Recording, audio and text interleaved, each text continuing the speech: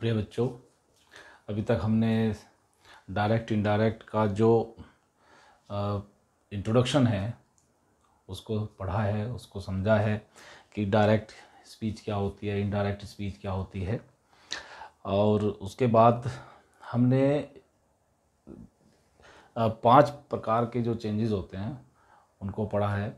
मैंने आपको बताया था कि जो पंचारिस्ट है, झंडू पंचारिस्ट, उसको समझना है कि 5 प्रकार के चेंजेस मैंने आपको समझाए थे। झंडू पंचारिस्ट से मतलब 5 प्रकार के चेंजेस, ठीक है। 5 प्रकार के चेंजेस में जो पहला चेंज मैंने आपको बताया था वो था कि सैड टू को या सैड को चेंज करना।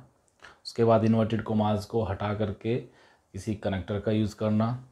उसके बाद जो थर्ड चेंज बताया गया आपको कि जो प्रोनाउन आए हैं इन्वर्टेड कोमास के अंदर, जो आपकी रिपोर्टेड स्पीच है उसके अंदर जो प्रोनाउन आए हैं उन प्रोनाउन को चेंज करना। और उसमें जो टेंस है, टेंस में परिवर्तन करना। और उसके बाद नियरनेस इंडिकेटिंग वर्ड्स, निकटता सूचक शब्दों में परिवर्तन। ये 5 प्रकार के चेंजेस आपके होने हैं। ये मैं आपको इससे पहले जो वीडियो थी उसमें बता चुका हूँ। एक टेबल भी मैंने जो शुरू के 2 चेंजेस आपको बताए थे कि जो सैड या सैड टू को बदलना और इन्वर्टेड कोमास को हटा करके जो कंजक्शन या कनेक्टर जो हमें लगाना है वो हमें रिपोर्टेड स्पीच के अंदर जो सेंटेंस आया है उसके अकॉर्डिंग हमें सैड या सैड टू को या को चेंज करना है और इन्वर्टेड कोमास को हटा करके कनेक्टर लगाना है। वो मैंने आपको टेबल के माध्यम से समझाया था। अब हम उससे आगे अपने टॉपिक को बढ़ाते हैं और आगे बढ़ते हैं। देखिए ये सभी चेंजेस, अब उसके बाद 3 चेंजेस आपके बचते हैं। Change in tense, change in pronoun और change in nearness indicating words, ठीक है जी।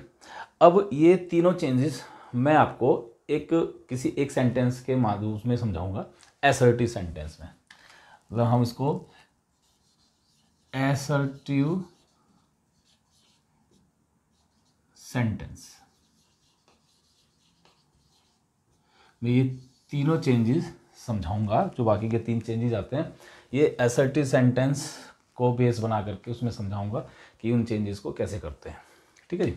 तो असर्टिव सेंटेंस में पहला हम जो चेंज करेंगे वो चेंज लेंगे change in tense.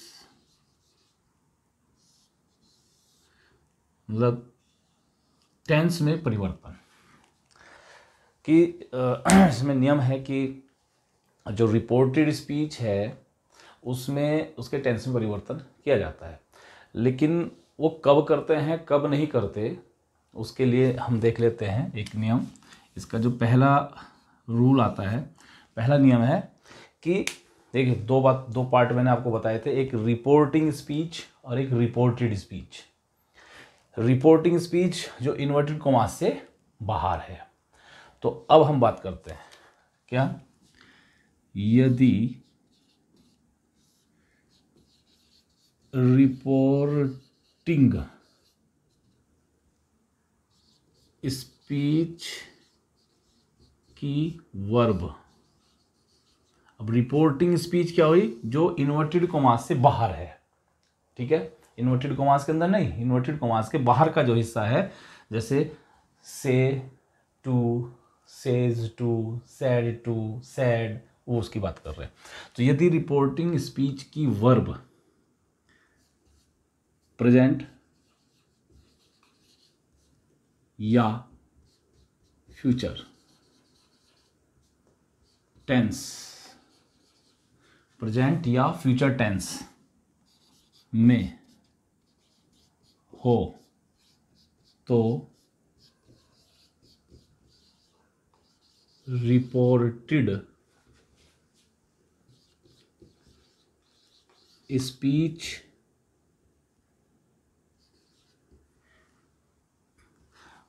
Reported speech की वर्ब के टेंस में कोई परिवर्तन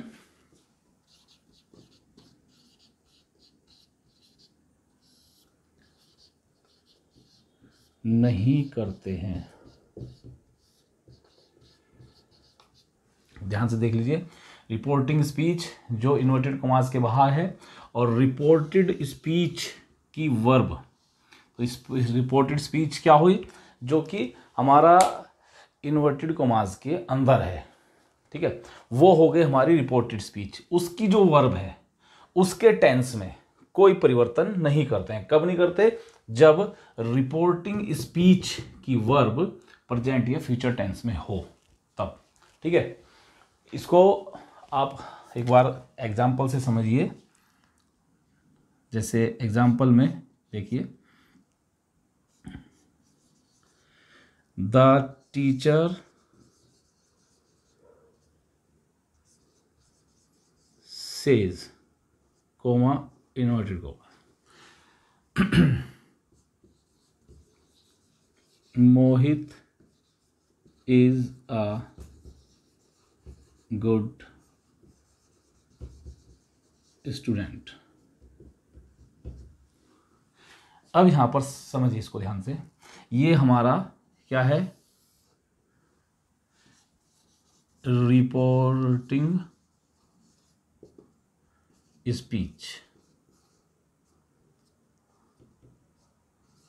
ठीक है, और ये हो गई रिपोर्टिंग वर्ब, ठीक। ये reported speech,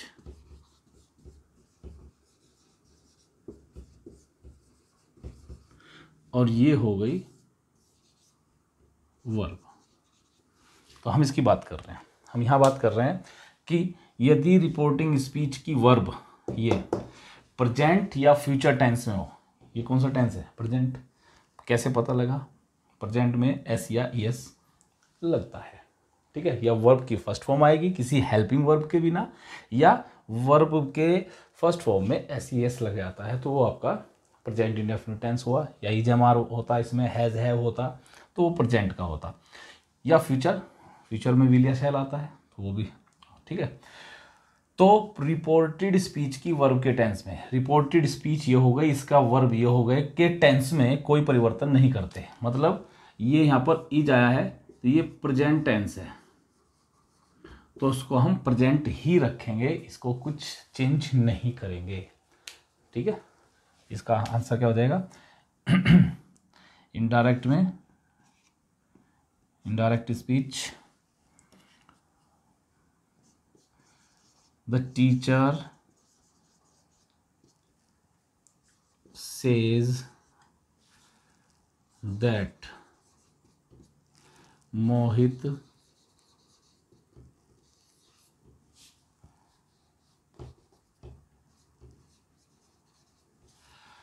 is a good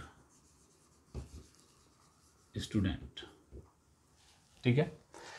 the teacher says that Mohit is a good student, ये आपका यहाँ पर हमने इज को इज ही रखा, प्रेजेंट टेंस है, प्रेजेंट को प्रेजेंट ही रखा, यही हमारा रूल है यहाँ पर। यही हमने अभी पढ़ा है कि अगर ये प्रेजेंट टेंस में होता है या फ्यूचर में होता है तो इसका टेंस चेंज नहीं करते। अगर ये प्रेजेंट है तो प्रेजेंट, पास्ट होता तो पास्ट, फ्यूचर होता तो फ्यूचर में ही इसको हम रखते। एक एग्जांपल और देख लीजिए,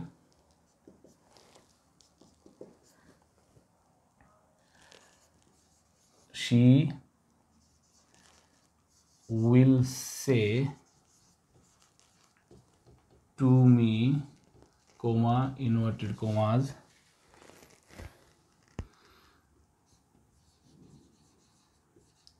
Ravi is going to Agra. She will say to me, comma inverted commas, Ravi is going to Agra. इसको जब हम चेंज करेंगे यहाँ पर इनडायरेक्ट स्पीच में तो क्या हो जाएगा?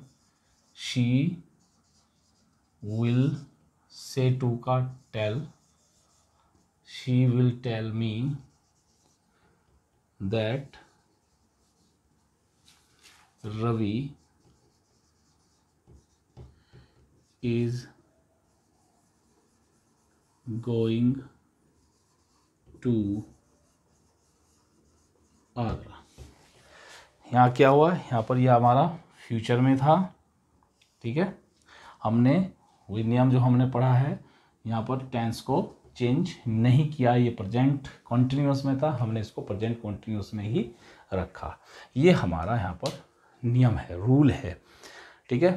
एक बार फिर हम इसको रिपीट कर लेते हैं कि अगर रिपोर्टिंग स्पीच की वर्ब, मतलब ये वाली वर्ब जो इन्वर्टेड कॉमास के बाहर है, ठीक है, यहाँ पर ये रही, ठीक है, यहाँ पर ये पूरा, तो ये इसकी वर्ब जो है ये या तो प्रेजेंट टेंस में हो। अच्छा, प्रेजेंट टेंस की पहचान मैंने आपको बताई है कि या तो वर्ब की फर्स्ट फॉर्म आएगी, कोई हेल्पिंग वर्ब नहीं, ठीक है, या वर्ब की फर्स्ट फॉर्म में एस लगेगा, ये प्रेजेंट हो गया। Is am are present tense में आते हैं, हैज़ हैव ये प्रेजेंट टेंस में आते हैं। तो अगर ये है तो आप समझ लीजिए वो प्रेजेंट। और फ्यूचर की पहचान के लिए सिंपल सी बात है, विल या शैल लगा मिलेगा तो आपका फ्यूचर में है। तो इनमें से अगर कोई सा आता है तो आपको जो इन्वर्टेड कॉमास के अंदर है, मतलब रिपोर्टेड स्पीच की जो वर्ब है उसके टेंस में कोई परिवर्तन नहीं करना। ये प्रेजेंट है तो प्रेजेंट, पास्ट है तो पास्ट ही इसको रखना है, ठीक है। इसको आप या तो स्क्रीनशॉट ले लीजिए, नोट कर लीजिए इसको।